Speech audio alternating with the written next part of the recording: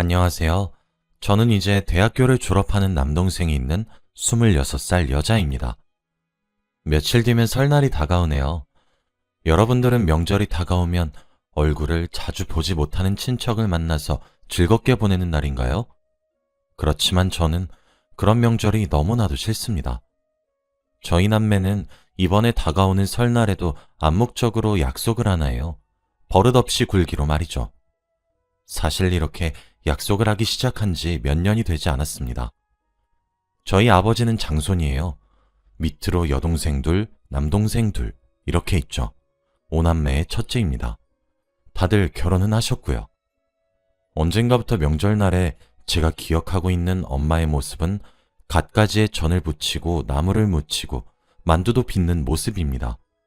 끼니마다 밥상도 차렸고 설거지도 했어요.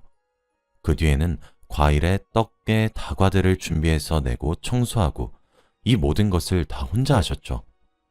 어렸을 때부터 막연하게 생각은 했던 것 같아요. 왜 우리 엄마만 일을 하는 거지? 라는 생각을요. 저녁이 되면 술상도 차려야 하고 혼자 계신 할머니 수발에 심부름에 그렇게 3일 내내 고생만 하고 오셨어요. 저희 남매가 초등학교도 들어가기 전에는 설날이나 추석의 마지막 날 외할머니를 보러 갔습니다. 그렇지만 외할머니가 돌아가시고 나니 외갓집에 가지도 못했죠. 외할아버지는 제가 태어나기도 전에 돌아가셨었거든요. 그리고 저희 엄마는 외동딸로 태어나서 혼자입니다. 그런 이유로는 명절에 돌아갈 친정집도 없다며 연휴 내내 소처럼 일만 하셔야 했어요. 저희 집도 맞벌이라는 집안이었는데 명절만 지냈다 하면 저희 엄마는 밤에 끙끙 앓아 누우셨습니다. 그리고 제대로 쉬지도 못하고 다시 회사로 출근해서 돈을 벌어야 했죠. 저와 제 동생을 위해서요. 처음엔 이렇게 명절을 보내는 게 당연한 줄 알았어요. 어렸을 때부터 봐온 풍경이라서요. 저희들과 같은 사촌들은 나이가 어려서 작은 아버지들은 소파에 앉아서 TV를 봐야 해서, 고모들은 이제 친정에 왔으니 쉬어야 해서, 작은 엄마들은 요새 사는 게 녹록지 않아 너무 고생한다고 좀 쉬어야 되겠다고, 저희 엄마 옆에서 일을 도와주면 그게 오히려 방해하는 짓이라며 저희 엄마만 소처럼 일을 했어요. 저희 엄마는 싫다는 말 한마디도 한 번 하지 않고 묵묵히 일을 했어요. 조카들까지 합치면 명절에 모이는 일가 친척들이 30명도 넘게 모입니다. 모든 일을 도맡아 하는 엄마가 힘들어하는 줄도 몰랐어요. 그러다 제가 대학에 입학하던 해 20살이 되던 해에 깨달았습니다. 그날따라 밤에 잠이 오지 않더라고요. 배가 출출하기도 했었죠. 저는 저보다 1살 어렸던 남동생을 깨워서 집 앞에 있는 편의점에 갔어요. 동생에게 "너 이제 고등학교 3학년이네? 고생길 열렸다" 하며 함께 컵라면을 먹고 살그머니 집으로 들어왔습니다. 문을 조용히 닫고 각자 방으로 돌아가려고 하는데 어디선가 흑흑거리는 소리가 들리더라고요. 저와 동생은 본능적으로 숨을 죽인 채 소리의 근원지를 향해 살금살금 다가갔습니다. 화장실에서 들려온 소리는 바로 엄마의 울음소리였어요. 저희 엄마는 강하신 분이세요. 그렇다고 해서 성질이 있으시단 건 아니고 저희 남매에게도 항상 조곤조곤 말씀하셨고 한 번도 우는 모습을 본 적이 없습니다. 그런데 그런 엄마가 화장실에 들어가 혼자 눈물을 흘리고 계시더라고요. 외할머니가 너무 그립다고 하면서요. "엄마, 나 너무 힘들다" 라고 하시며 우시는 엄마 목소리에 저와 동생은 그제서야 머리를 한 대 얻어맞은 것만 같았습니다. 저와 제 동생은 "엄마, 여기서 왜 혼자 눈물을 흘리고 있냐고 아는 체를 할 수도 없었어요. 저희 남매는 심란해졌고 그렇게 시간이 일주일 흘러갔습니다. 일주일 뒤에 엄마는 쓰러져서 병원에 실려갔어요. 연락을 받았던 제가 너무 놀라 응급실로 달려갔습니다. 병원에서는 너무 극심한 스트레스로 실신한 거라며 스트레스를 받지 않도록 주의하라고 하더라고요. 그렇게 엄마가 일어나길 기다렸다 집으로 데려왔죠. 그 이후로도 엄마는 2번이나 더 응급실로 실려갔습니다. 스트레스성 위경련으로 1번 실려가셨고 그 뒤로 실신을 1번 더 하셨죠. 그게 모두 다 명절로 인한 스트레스였어요. 명절을 3주 앞뒀던 날 엄마는 눈물을 흘리셨고 2주를 앞두고 처음으로 응급실에 실려가셨던 겁니다. 그리고 일주를 앞둔 채로 위경련과 실신으로 병원에 실려가셨죠. 결국 짧은 시간에 반복된 실신과 심각한 스트레스로 인한 위경련으로 인해 엄마는 몸과 마음이 굉장히 나빠졌어요.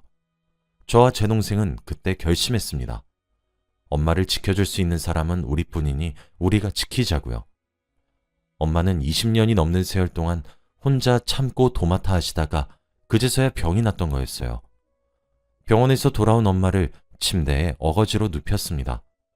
그해 설날에도 어김없이 돈만 보냈고 제사 지낼 때 필요한 음식들 전부를 저희 엄마에게 맡겼더군요. 아빠의 동생네들 전부가 말이죠. 엄마에게 보내온 문자엔 요새 너무 바빠서 부탁 좀 하겠다는 말만 적혀 있었고 형식적으로도 부담을 줘서 미안하다는 말 한마디도 없었습니다. 저는 고모 그리고 작은 엄마들에게 전부 전화를 걸었어요. 5만 원을 보낸 고모들에겐 고모, 지금 물가가 얼마나 올랐는지 아세요? 5만 원으로 저희가 어떻게 음식을 준비해요? 이 돈으로 저희 음식 준비하면 반의 반도 못해요. 돈 더 보내주시던가 아니면 저희 집에서 5만 원 더 얹어서 보내드릴 테니 이번엔 고모들이 준비하실래요? 라고 했죠. 그럼 아무런 말도 안 하고 조용히 알겠다고 하시며 돈을 더 보내와요. 작은 엄마들에게도 작은 엄마, 저희 엄마 요즘 너무 힘이 드셨는지 병원에만 실려간 게 3번이나 돼요. 안 그래도 제사 음식 전부를 저희가 준비해서 가는데 10만 원씩 보낸 걸로 어떻게 그걸 다 하나요? 이번에 작은 엄마네가 준비하실래요? 저희가 같은 돈 붙여드릴게요. 라고 하면 고모들과 같이 조용히 돈을 더 보내옵니다. 물론 제게 어린이가 뭘 한다고 나서냐고 하시는 분들도 계셨어요. 그럴 땐 그럼 할머니께 올해부터는 돌아가면서 준비하기로 했다고 말씀드려도 돼요? 라고 하면 전부 아무 말도 하지 않고 전화를 끊더라고요. 옆에서 그러지 말라고 괜찮다며 저희를 말리시는 천사 같은 엄마를 억지로 침대에 누워서 쉬라고 강제로 눕힌 뒤에 저는 동생을 데리고 시장으로 갔습니다. 그 시기에 시장에 가면 온갖 음식들을 다 팔고 있더라고요. 나물, 과일, 각종 전에 떡 등등. 엄마는 매년 고생하셨는데 드는 비용은 얼마 되지도 않더라고요. 저희 엄마가 가진 고생을 해서 음식을 만들어도 어차피 맛도 다 안 보거든요. 그래서 필요한 것들만 샀어요. 만두소까지 꼼꼼히 장을 보고 돌아온 저희 남매는 만두를 빚었습니다. 어렸을 때부터 엄마가 매년 해오던 걸 봐왔고 도와드린 경험이 있어서 동생이랑 눈 감고도 뚝딱 만들었죠. 설날이 되기 하루 전날 저녁, 저희는 보자기에 준비했던 음식을 챙겼어요. 심신이 허약해진 엄마에게 이번 명절은 저희가 알아서 할 테니까 걱정하지 말고 집에서 쉬고 있으라 말했지만 엄마는 괜찮다고 거절하셨죠. 그렇게 엄마 아빠와 함께 할머니 댁으로 갔어요. 원래는 설날 전날 아침부터 갔었는데 저희가 저녁에 가자고 바득바득 우겨서 그때 간 거예요. 도착했던 시간이 6시 반 정도였죠. 저희 가족이 가장 마지막으로 도착했더라고요. 이미 먼저 도착했던 가족들은 다들 웃으며 거실에 둘러앉아 TV를 보고 있더라고요. 오랜만에 봐서 반갑다는 인사보단 왜 이리 늦게 도착했냐고 배고픈데 얼른 저녁 먹자는 말을 하더라고요. 마치 모두가 짠 것처럼 말이에요. 저는 약속이라도 한 줄 알았어요. 그때 저희 엄마가 받았던 대우를 몸소 느꼈죠. 어이가 없더라고요. 저희가 저녁에 도착한다는 말을 듣고 모두 저녁을 먹는 시간에 맞춰서 도착했다는 말을 웃으면서 하시는데 속에서 무언가가 부글부글 끓어올랐습니다. 그 말에 또 알겠다고 대답하시는 엄마 보고 엄마, 일단 우리 짐 좀 풀어요 하고 방으로 데려갔어요. 침대에 엄마를 눕히고 난 뒤 옆에 제 동생을 보디가드로 뒀어요. 엄마, 이번 명절엔 내가 할 테니까 몸도 안 좋은데 나와서 무리하지 마. 알았지? 그리고 너도 엄마 옆에서 떨어지지 말고. 알았어? 라고 했어요. 동생은 당연하지. 나만 믿어 누나. 라고 결연한 눈빛으로 당차게 대답했고 엄마는 아니 그래도 라며 불안해하셨어요. 저는 엄마 말을 무시한 채 방을 나와 거실에 모여있는 가족들에게 얘기했습니다. 우리 엄마 몸이 너무 안 좋아서 제가 쉬라고 했어요. 안 그래도 며칠 전에 응급실에 가셨다가 아직 회복이 다 되지 않았거든요. 아직까지도 기력이 영 시원찮네요. 설마 며칠 전에도 실신해서 병원에 실려갔었던 사람한테 당장 밥상 차려내라고 하시는 건 아니죠? 저희 집에서는 약간의 미열만 있어도 침대에 누워서 쉬라고 하는데 다들 이해 좀 해주세요. 대신에 제가 차릴게요. 아니 그런데 시간이 지금 몇 시인데 저희가 올 때까지만 목이 빠지도록 기다리신 거예요? 저희 집이 사정이라도 생겨서 더 늦게 도착했으면 어쩌려고 아무도 밥을 차려 먹을 생각을 하지 못한 거예요? 그런 제 말을 들은 친척들 몇몇은 표정이 가관입니다. 썩어 들어가는 표정을 보고 있자니 많은 생각이 들더라고요. 그냥 무시한 채로 밥 차릴 준비를 하고 있으면 작은 엄마들은 앉아만 있기 민망하니 저를 따라 주방으로 와서 상 차리는 것을 돕기 시작했고, 고모들은 엄마가 쉬고 계신 방으로 쪼로로 달려가요. 그럴 것 같아 동생을 두고 나왔습니다. 그렇게 방으로 달려오는 고모들에게 동생은 괜찮으니까 신경 쓰지 마시고 나가서 일 보세요. 여기 제가 있는데 너무 걱정 마세요. 정말 큰일이죠? 엄마가 스트레스가 너무 심하시다고 하시는데 얼른 건강 되찾아야 할 텐데 말이에요. 라고 하면 찍소리도 못하고 방에서 나옵니다. 저는 그거 보고 있으면 큰 소리로 말해요. 큰 고모, 저 밥 풀려고 하는데 밥그릇들 다 어디 있어요?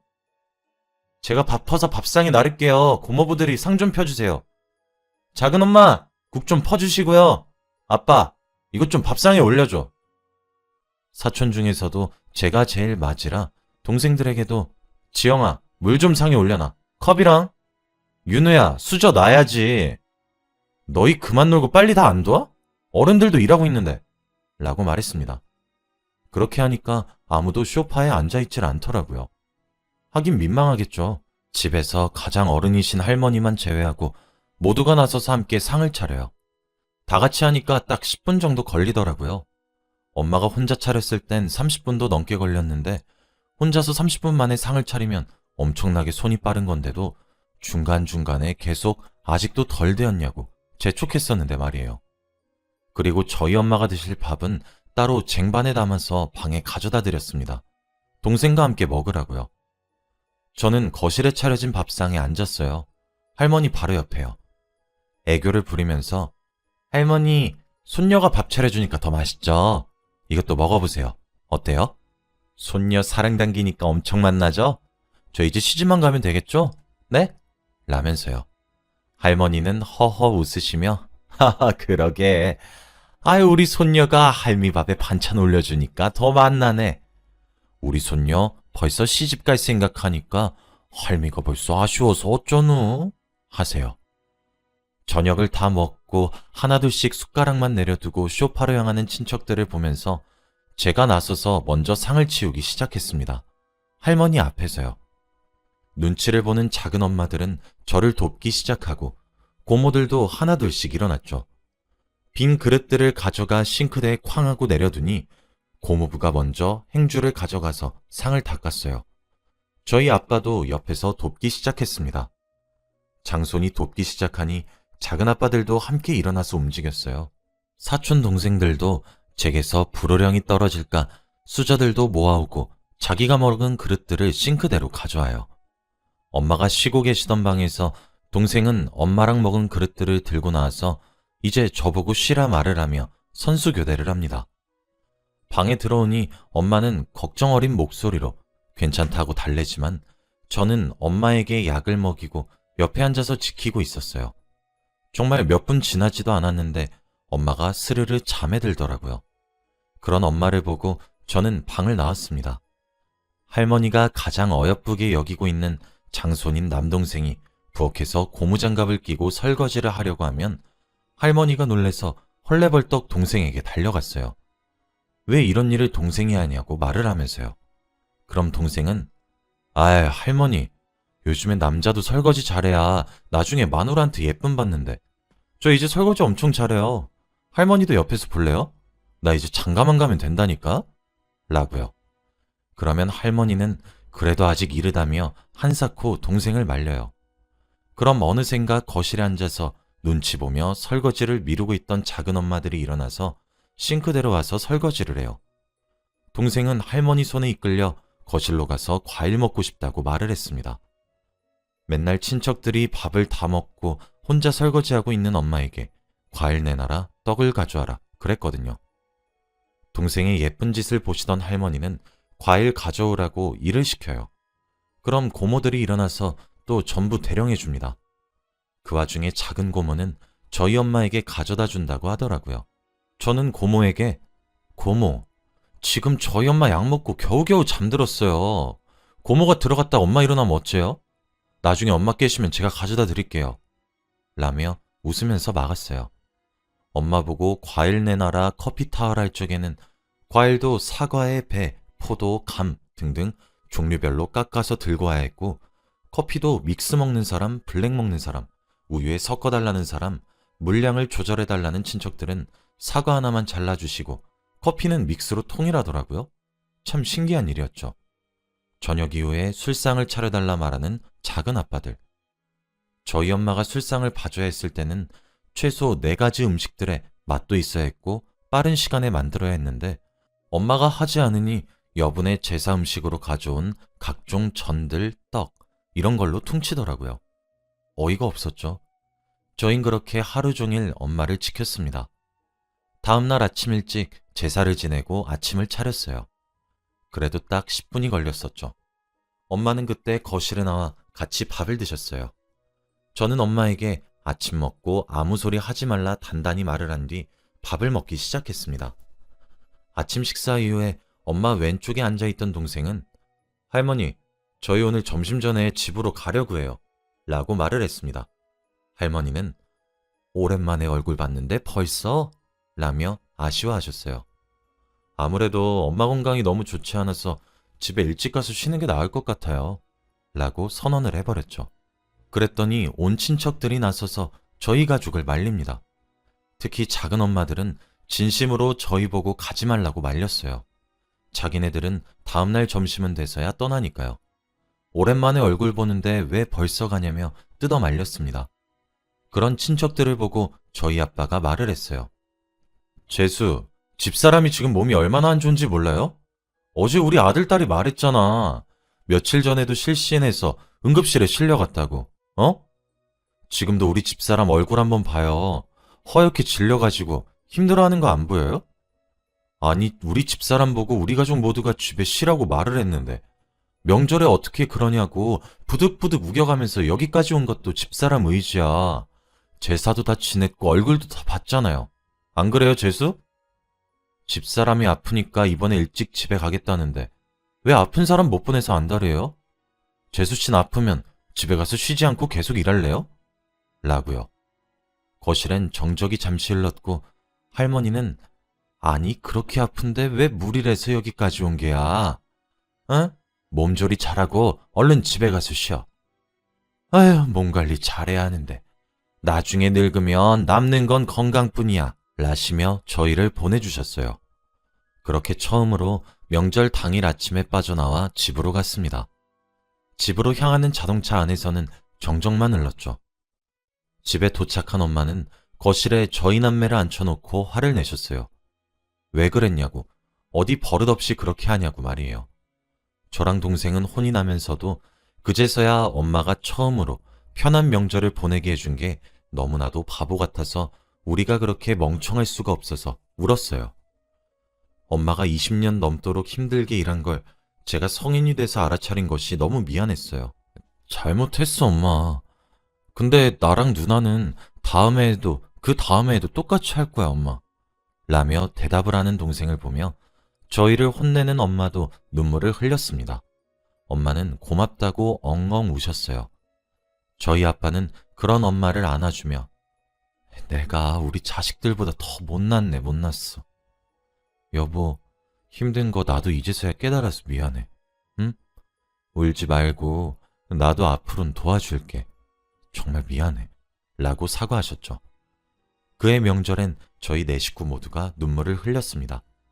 사실 저희 아빠는 집에서는 가정적인 분이세요. 할머니 집에 가게 되면 아무래도 가풍이 있어서 거기에 휩쓸리실 수밖에 없었거든요. 이게 벌써 6년 전에 있었던 일입니다.